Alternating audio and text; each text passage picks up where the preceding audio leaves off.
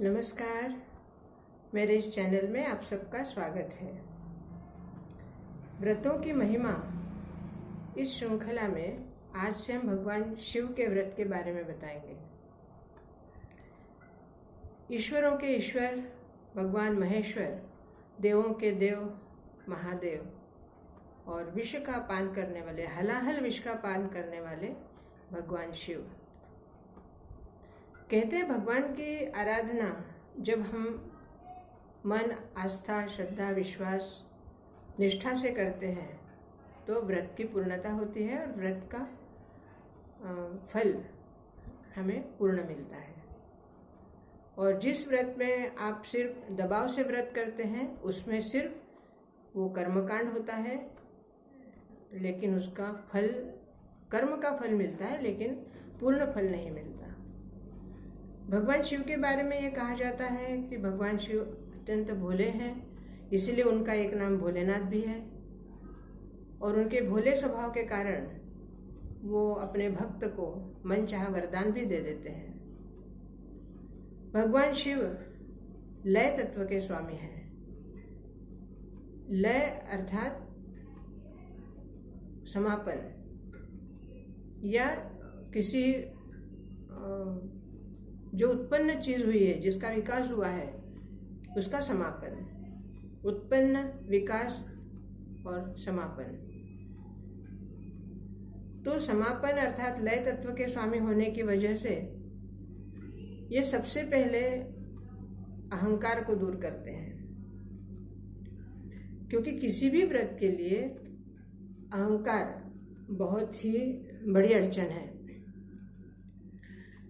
आपके मन में अगर मैं व्रत कर सकती हूँ या मैं व्रत कर सकता हूँ या मुझ में व्रत करने की शक्ति है, या इस तरह से जो भी आप अगर किसी अहंकार पूर्ण विचारों से व्रत को आरंभ करते हैं तो व्रत का पूर्ण फल नहीं मिलता। इसलिए सबसे पहले तो हमें अपने अहंकार को दूर रखना है। और भगवान शिव लय तत्व के स्वामी होने की वजह से सबसे पहले वो आपके अहंकार के ऊपर ही चोट करते हैं। उसके बाद ही आपके व्रत को शुरुआत होती है या आप आपका व्रत अच्छी तरह से निभा पाते हैं। अर्थात भगवान शिव की कृपा के बगैर आप व्रत को पूर्ण नहीं कर पाते। भगवान शिव के इस व्रत की महिमा के अंतर्गत एक मानसिक व्रत करने वाली भक्त की कथा बताऊंगी। यादव कुल में एक अत्यंत श्रेष्ठ और न्यायप्रिय प्रजापालक राजा हुआ। उसका नाम था दाशार्ह राजा। दाशार्ह राजा प्रजापालक के साथ साथ, न्यायप्रियता के साथ साथ प्रजा का लोकप्रिय भी था। प्रजा उसे अत्यंत प्यार करती थी और बहुत चाहती थी।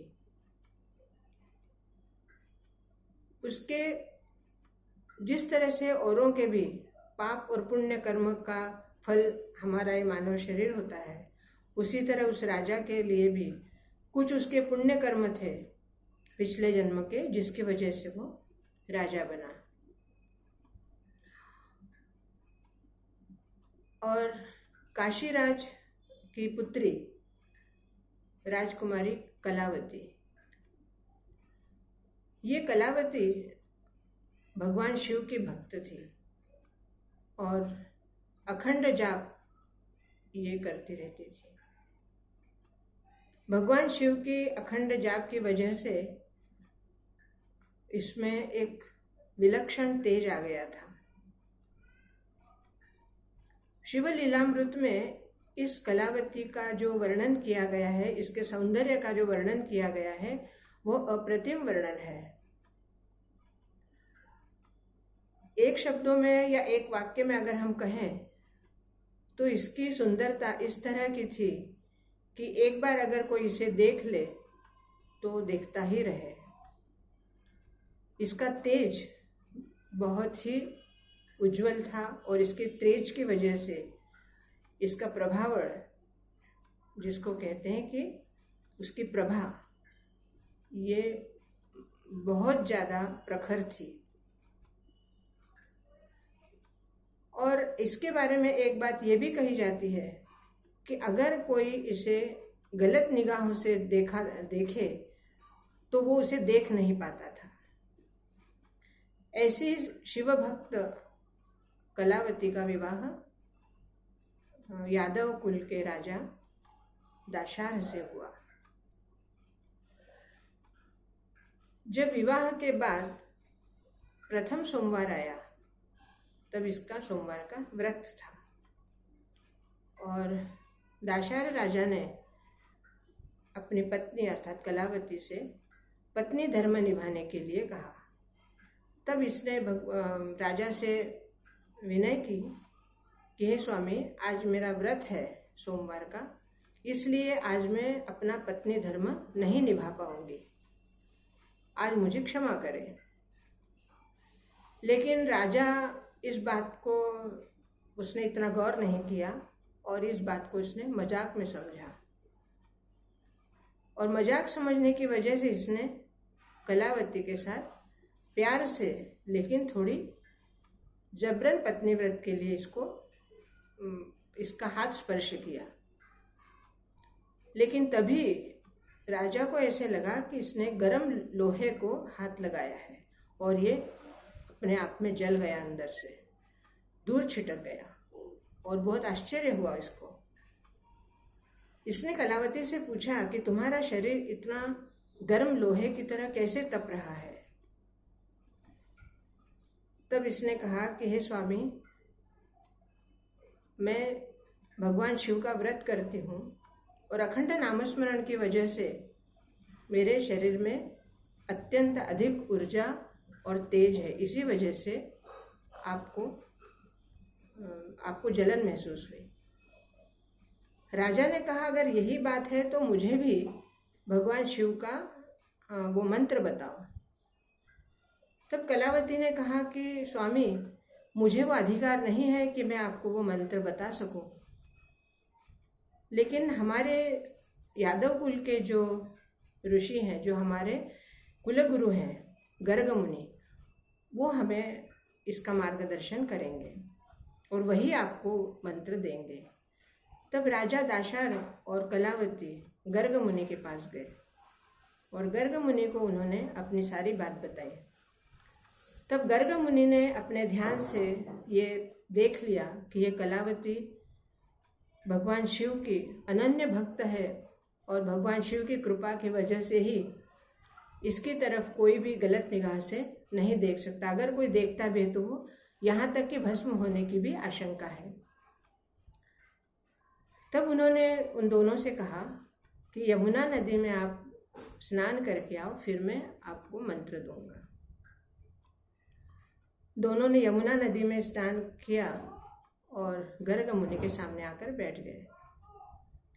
गर्ग मुनि ने जैसे ही दोनों से संकल्प करवाया और भगवान शिव की पूजा करवाई, उसके बाद दाशार के सिर पर गर्ग मुनि ने हाथ रखा और जैसे ही हाथ रखा उसके तुरंत ही उस दाशार के शरीर से अनेक काक कुछ जले हुए और कुछ पंख फड़फड़ाते हुए उड़ने लगे, असंख्य, यहाँ तक कि पूरा आसमान काला हो गया काक की वजह से। काक अर्थात कौवा। कुछ जलकर वहीं गिर गए और कुछ उड़कर आसमान में चले गए और ये काफ़ी देर तक उसके शरीर से निकलते रहे और जब सारे कौवे उसके शरीर से निकल गए तब दाशार राजा का शरीर बहुत ही तेजवान हो गया। राजा को बड़ा आश्चर्य हुआ। उसने कहा कि हे मुनिवर, ये कैसे संभव हुआ, ये सब क्या था? तब गर्ग मुनि ने कहा कि हे राजन, आपकी पत्नी कलावती अत्रि ऋषि के पुत्र दुर्वासा ऋषि की शिष्या है और दुर्वासा ऋषि अत्यंत क्रोधी है और उन्होंने ही इसे मंत्र दीक्षा दी है और उस मंत्र के प्रभाव से ही इसका शरीर, इसका मन, इसके विचार अत्यंत तेजवान है और इसी वजह से इसके स्पर्श से आपको जलन महसूस हुई। लेकिन अब आपके पिछले जन्मों के कुछ ऐसे पाप कर्म थे जो पाप कर्म आपको इसका मिलन नहीं होने दे रहे थे और इसी वजह से आपको इसका शरीर तप्त लगा। अब कोई दिक्कत नहीं है, अब आप आराम से अपना गृहस्थ जीवन बिता सकते हैं। गर्ग मुनि ने दाशार्य को पंचाक्षरी मंत्र दिया और उस पंचाक्षरी मंत्र से उन्होंने अपनी आराधना शुरू की। बाद में दोनों ने अपना गृहस्थ जीवन किया और इस तरह से भगवान शिव की नामस्मरण की जो महिमा है, नामस्मरण का जो प्रभाव है, उसकी वजह से एक तेज, एक अलौकिक शक्ति शरीर में निर्माण हो जाती है, जैसे कलावती में हुई थी। और इस तरह से दोनों का जीवन सुखी हो गया। दोस्तों, आज का युग अगर हम देखते हैं तो ये कथा हमें बड़ी विचित्र लगती है कि शरीर से कौवे निकलना, ये कुछ पचती नहीं है बात। लेकिन दोस्तों, इस कहानी का या इस कथा का जो मर्म है वो यही है कि हमारे शरीर में जितने भी पाप विचार हैं या हमारे पूर्व जन्मों के पाप संस्कार हैं या जो हमारे पूर्व पाप कर्मों की वजह से हमारा शरीर, हमारा मन अंदर से कहीं दूषित है, वो सब धीरे धीरे नामस्मरण से वो भस्म हो जाता है, जल जाता है या उड़ जाता है। अर्थात धीरे धीरे करके हम अंतर से, बाहर से निर्मल होने लगते हैं, मल रहित होने लगते हैं। आज अगर आप ये सोचोगे कि हम नामस्मरण करके और हमारे भी पिछले जन्मों के कौवे उड़ जाएं, तो ये संभव नहीं है। लेकिन इतना जरूर है कि आपका मन, आपका तन और आपके विचार बहुत ही तेजवान, तेजस्वी और प्रभावशाली हो जाते हैं और जरूर होंगे। नामस्मरण में वो शक्ति है, इस नामस्मरण में आपको ना तो किसी सामग्री की आवश्यकता है, ना ही किसी स्थान की। आपका शरीर दुर्बल हो तब भी आप नामस्मरण कर सकते हैं। आपकी मानसिक स्थिति अगर ठीक नहीं है तब भी आप नामस्मरण कर सकते हैं। आपकी परिस्थिति कमजोर है, किसी सामग्री आप नहीं ला सकते, आप अत्यंत परिस्थिति से गरीब हैं, तब भी आप नामस्मरण कर सकते हैं। और आपका स्थान ऐसा है, मान लो घर में कोई ऐसी जगह नहीं है जहां आप बैठकर पूजा पाठ करें, फिर भी आप नामस्मरण कहीं भी कर सकते हैं। और भगवान शिव की इस कथा से हमें यही ज्ञान मिलता है कि अगर हमारे मन में निष्ठा, श्रद्धा, भक्ति, दृढ़ विश्वास, भरोसा और सबसे बड़ी बात, हमें भगवान शिव की कृपा चाहिए या हमारे इस जीवन को पाप मुक्त करना है, तो एक ही आधार है, कलयुग केवल नाम आधारा, सुमिर सुमिर नर उतर ही पारा। भगवान का नामस्मरण करके ही हम इस भवसागर से पार हो सकते हैं। दोस्तों, शिव लीलामृत की आज ये पहली कथा हुई है। आपको इसके बारे में अगर कोई शंका हो, संदेह हो या कोई प्रश्न हो तो आप अवश्य पूछ सकते हैं। मेरे चैनल को सब्सक्राइब कीजिए, लाइक कीजिए, शेयर कीजिए और बेल बजाइए। बहुत बहुत धन्यवाद। ओम नमः शिवाय।